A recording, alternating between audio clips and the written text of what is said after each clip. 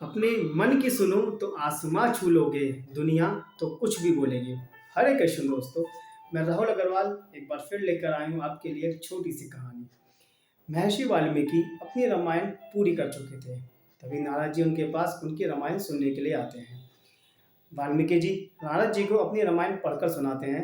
उनकी रामायण सुनने के बाद नारद जी कहते हैं कि आपने अच्छी लिखी है, लेकिन इतना कहने के बाद वो रुक जाते हैं। अब वाल्मीकि जी बड़े बड़े अचंभित होते हैं। वो पूछते हैं नारद जी से कि नारद जी लेकिन क्या। नारद जी कहते हैं कि आपने अच्छी लिखी है, लेकिन हनुमान जी ने बहुत अच्छी लिखी है। इतना कहकर वो चले जाते हैं।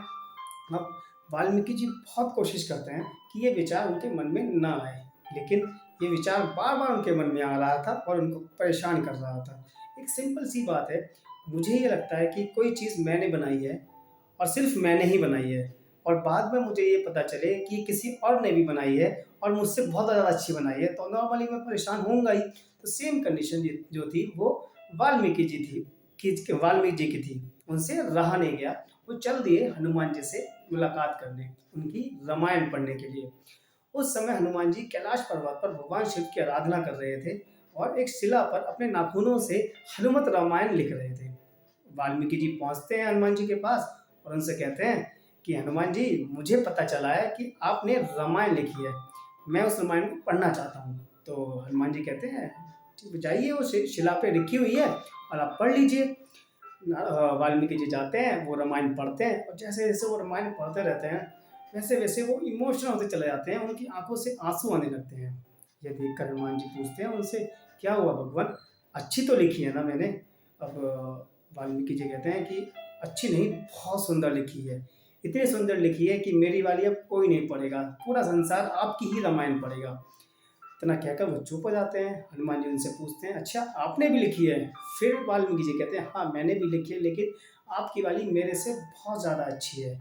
अब हनुमान जी उनकी इस परेशानी को समझ जाते हैं। वो उनसे कहते हैं कि आप परेशान मत होइए, आप चलिए मेरे साथ। हनुमान जी वाल्मीकि जी को एक कंधे पे बैठाते हैं और दूसरे दूसरे कंधे पर वो शिला रखते हैं जिस पे उन्होंने रामायण लिखी थी।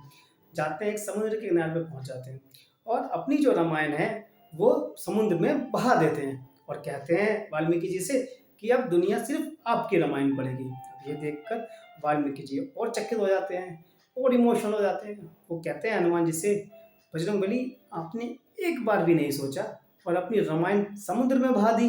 तो हनुमान जी कहते हैं, देखो आपने अपनी रामायण लिखी थी ताकि वो दुनिया पढ़ सके।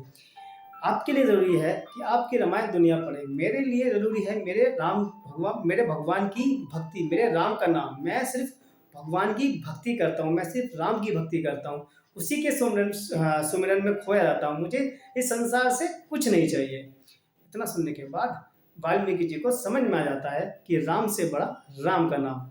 दोस्तों, कहानी तो बहुत छोटी है, लेकिन एक बहुत अच्छा मैसेज ये हमें देती है। आजकल का ट्रेंड क्या है कि हम जो भी काम करते हैं वो पैसे या प्रसिद्धि के लिए करते हैं।